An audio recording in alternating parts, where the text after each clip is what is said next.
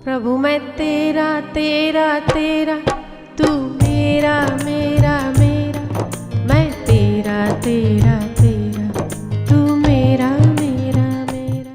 कल मेरे पास कुछ लोग आए थे, कुछ बच्चियां थी, कुछ बच्चे थे, जिनको एक ही तकलीफ थी कि आजकल के ज़माने में हम अपने आप पर संयम नहीं रख पाते। उचित है, हम संयम नहीं रख पाते। आपको पता है कि आप संयम नहीं रख पाते हो, तो आपको ये जानना होगा कि आपको किन किन बातों से असंयम के विचार आते। सबसे पहले उन बातों का त्याग करना होगा, अगर आपको अपना भला करना है तो, वरना तो आपका जीवन और पशुओं के जीवन में कोई खास फर्क नहीं रह जाएगा।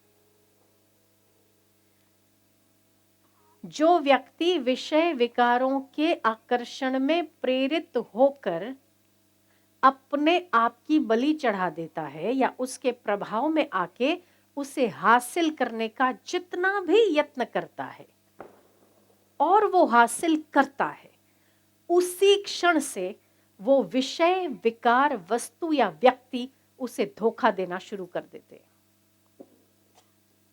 गौर करना मेरी बात को।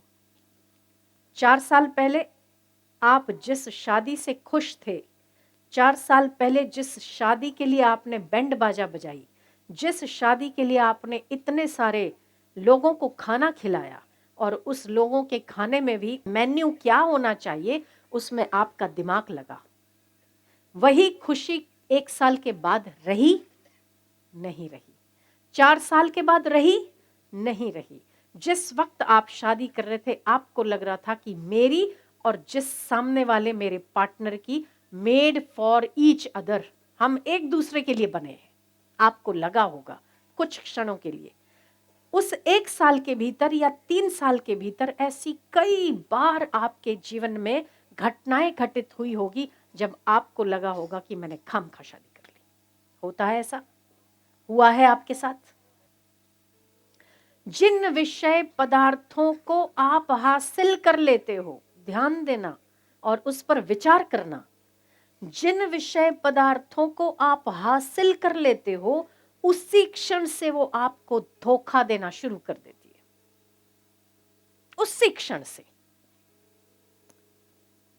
अगर आप बहुत सुख में हो और आपने इस वक्त आपको डिक्लेयर हो गया और आप बड़े से बड़े मिनिस्टर के हाथ से फलाना फलाना फलाना फलाना आदमी इस कार्य के लिए विजेता माना जाता है, उसको पुरस्कार दिया जाता है और लाखों की पब्लिक में आपने वो पुरस्कार ले लिया, उस समय आपकी खुशी, आप 7वें आसमान पर थी। ठीक है? जैसे ही आप अगले क्षण 2 स्टेप नीचे उतरे, आपकी खुशियां, कितना ही आपने उसे संभाल के रखने की कोशिश की होगी, पर परिस्थितियां कभी भी आपके अनुकूल नहीं रहती। इसका मतलब अनुकूलता और प्रतिकूलता बदलती है और बदलना इनका स्वभाव है।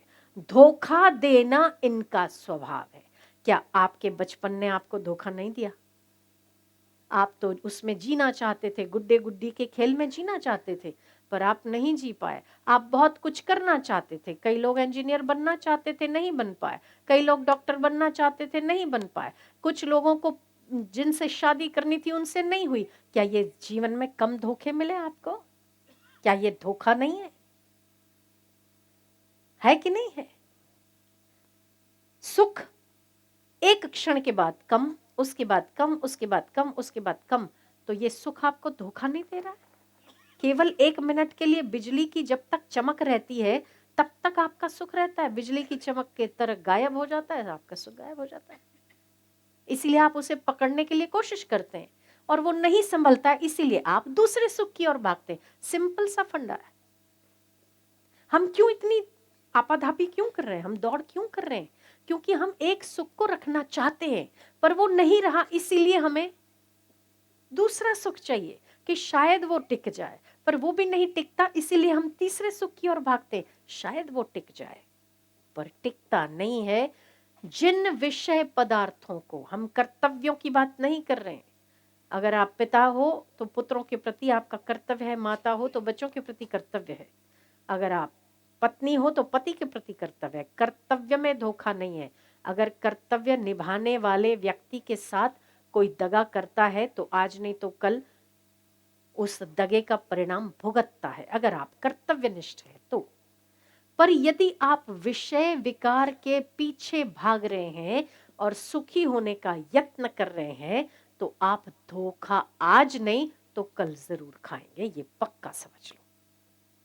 और जिस समय, उसी के साथ हम दूसरी बात करेंगे, जिस समय आप विषय विकारों को पीठ देके निजानंद परमानंद की ओर अगर आप यात्रा करते हैं तो आपको कल्याण ढूंढने की जरूरत नहीं है, कल्याण आपको ढूंढता हुआ आएगा उसी क्षण से, उसी क्षण से, उसी पल से।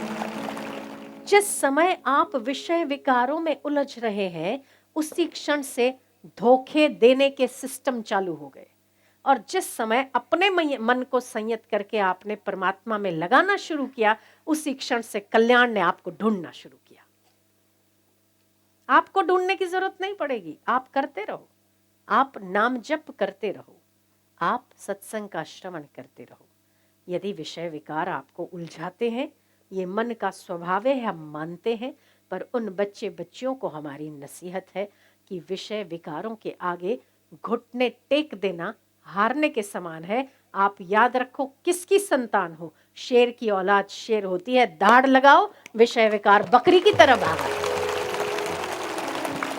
विषय विकारों के चलते और विषय विकारों के नीचे आप दब के मर जाओ, ये आपको शोभा नहीं देता, क्योंकि आप दीक्षित हो।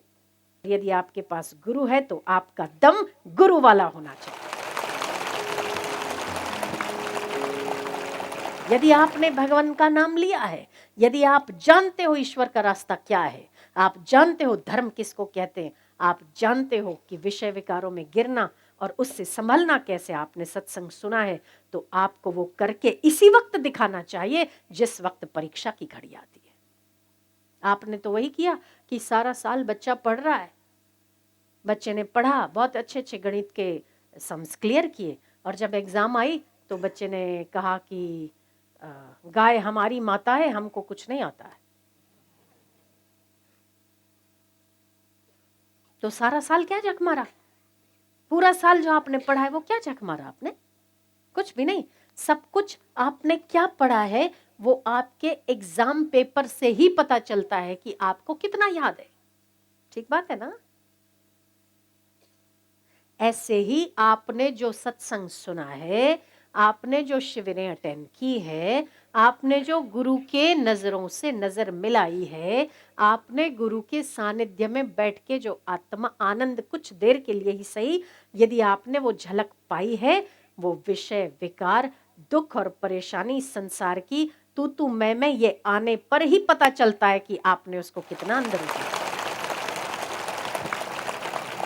वरना अगर आप ये कह दोगे कि हम गाय हमारी माता है, हमको कुछ नहीं आता है, तो आपके जो गुरु हैं वो ये कहेंगे कि बैल हमारा बाप है, मार्क्स देना पाप है।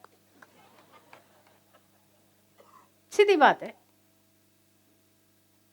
किस बात के मार्क्स मिलेंगे फिर? तो ये घड़ियां जो होती है आपके, दुनिया में शत्रु इतना विनाश और इतना अनिष्ट नहीं कर सकता आपका। आपको पता है कि सामने वो शत्रु है तो आप उससे बच के रहते हो, पर जब मन दगा देने पर आ जाता है ना, वो जितना अनिष्ट कर सकता है उतना इस संसार के सारे शत्रु मिलकर भी नहीं कर सकते। और मित्र आपका उपकार इतना नहीं कर सकते जितना आपका मन, यदि आपका मित्र हो जाता है तो आपका जो उपकार कर सकता है संसार में दूसरे मित्र नहीं कर सकते। तो जिस समय विषय विकारों की वो लहर आती है, वो कुछ क्षणों की होती है, उस समय याद करो आप किसके हो।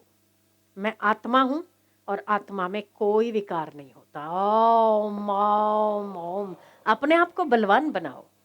हर छोटी छोटी बात में आप बहते रहोगे, हर छोटे छोटे विकारों में आप घसीटते रहोगे अपने आप को, तो आप में और पशु में कोई फर्क नहीं। कल्याण तो बहुत दूर की बात है, शांति ही नहीं मिलेगी। जो बहुत ज्यादा विकारी होते हैं या बहुत ज्यादा असंयम करते हैं, वो जीवन के उत्तरार्ध में, मतलब जब 40 ही पार करते हैं उसके बाद उन्हें वो सब याद आता है कि मैंने क्या क्या किया और कहाँ कहाँ फिसला, मैंने कहाँ कहाँ गलती की, और वही गलतियां उसे चैन नहीं लेने देती। इसीलिए अपने आप की समझदारी इसी में है कि सबसे पहले आप असंयत कहाँ से हो रहे हो, उन चीजों का त्याग करो। मोबाइल से हो रहे हो, नेट से हो रहे हो, चलचित्र देखने से हो रहे हो, कुछ विकारी बातें सुनने से हो रहे हो, उनका त्याग करो। वो तो आपके हाथ में है ना। इस दुनिया का नेट बंद करना आपके हाथ में नहीं, पर अपने मोबाइल का नेट बंद करना तो आपके हाथ में है कि नहीं है।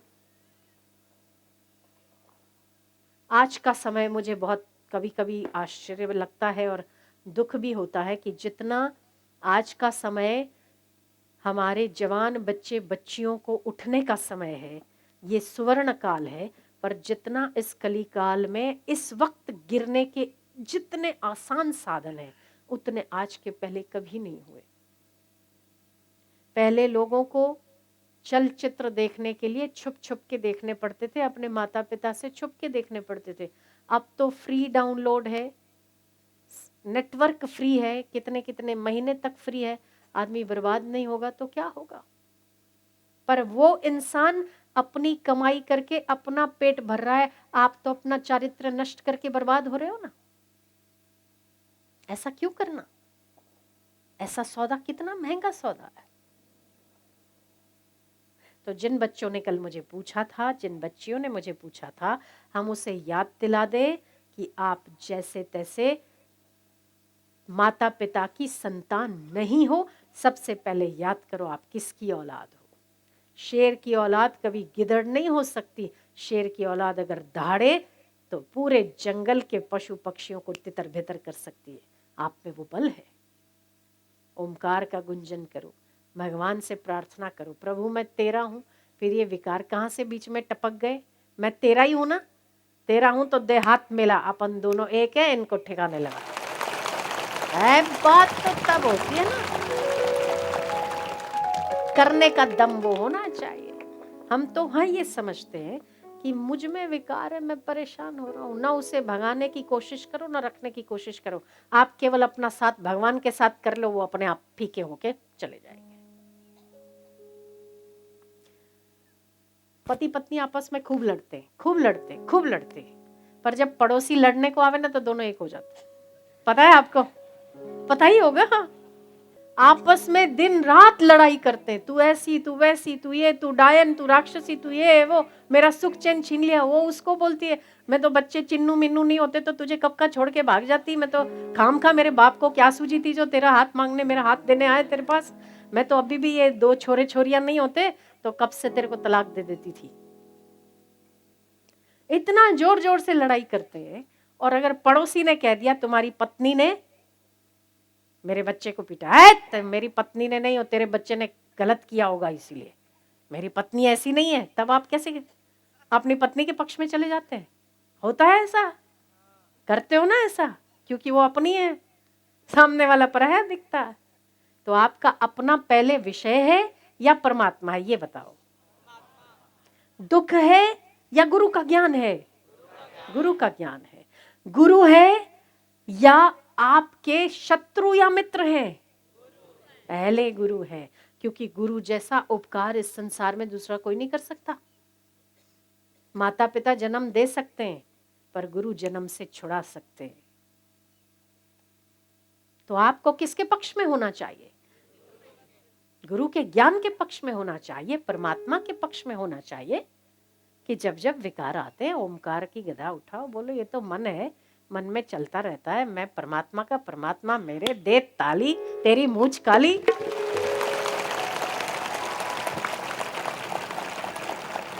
नहीं समझे, समझ गए ना।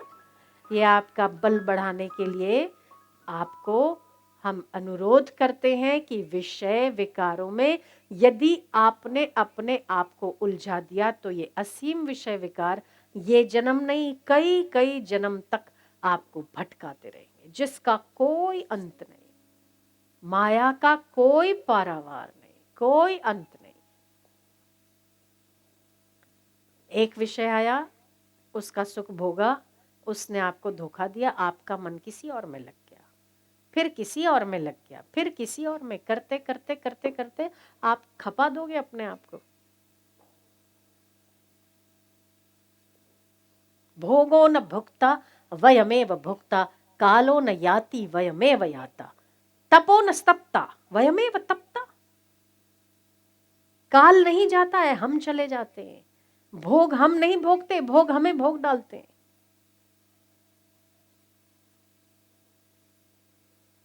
वो नहीं तपते हमसे, हम उनसे तपते हैं।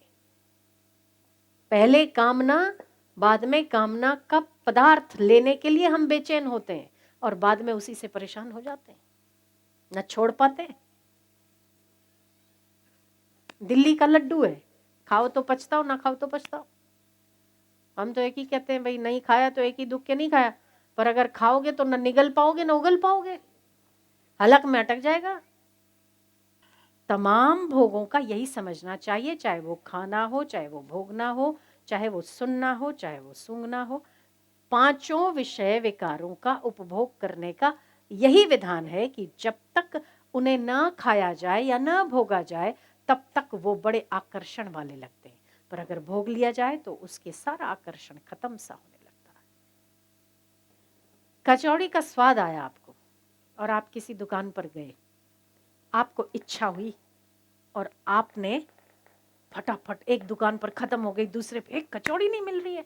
जितना आप उसके लिए आतुर थे और आपको मिल गई और आपने पहला कौर खाया, तब जितना आपको उसका आकर्षण था और जितना आपको उसे खाने की तत्परता थी, दूसरे कौर में कम, तीसरे में कम, चौथे में कम, पांचवे में कम, छठे में खत्म। और अगर दूसरी कोई भर के देता है तो बोले बस बाबा बस, अब नहीं खाया जाएगा।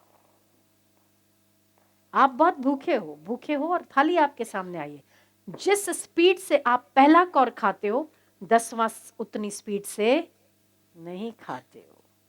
क्यों? उसका आकर्षण। पर भोजन आवश्यक है, इसीलिए वो जरूरी है तो करना चाहिए, भोग आवश्यक नहीं है। यही हाल भोगों का भी है। पहले भोग में आकर्षण कम, दूसरे में उससे कम, तीसरे में उससे कम, चौथे में उससे कम, और वही भोग आपको हलक में आके अटकेंगे कि बाप रे बाप, कहाँ मांग लिया था। पर यदि आप उन विषय विकारों पर दृढ़ निश्चय करके पैर रखकर आगे बढ़ते हो तो आप दुनिया के राजा होने का अनुभव करते हो। आप समझते हो कि मैं पूरी दुनिया जीत सकता हूं, क्योंकि जिसने अपने मन को जीता है राम जी, उसने पूरे जगत को जीतने का पुण्य प्राप्त किया। पर जिसने अपने मन को नहीं जीता, वो जगत जीता हुआ भी हारे हुए के समान है। हे राम जी, जिसने अपना मन जीता है उसको हमारा नमस्कार है। मन को जीतने की महिमा संतों ने, शास्त्रों ने, ऋषियों ने, वेदों ने हर जगह पर अपने मन को विजयी होने का कहा ही है, आज्ञा दी ही है, आदेश दिया ही है। तो मन जो जीत लेता है उसके लिए परमात्मा प्राप्ति आसान हो जाती है, और जितना हम विषय विकारों में गिरते हुए चलते हैं उतना ही हमारा रास्ता लंबा हो जाता है। तो मन से मित्रता करो, मन को दबाओ मत, पर उसे समझाओ, उसे फायदा नुकसान समझाओ। मिल जाएगा तो क्या, जितनों को मिला है तो उनको क्या मिल गया है जो आपको मिल जाएगा। तो मन से मित्रता करो और उस समय याद रखो कि ये मन का स्वभाव है, मुझ आत्मा का स्वभाव नहीं है। मेरा आत्मा तो सदा निर्विकार है। कैसा निर्विकार? सदा ऐसा निश्चिंत रहता है। तो मैं मन के साथ क्यों जाऊं? मैं अपने निर्विकार परमात्मा के साथ ना हो लूं? तेरा ठेंगा।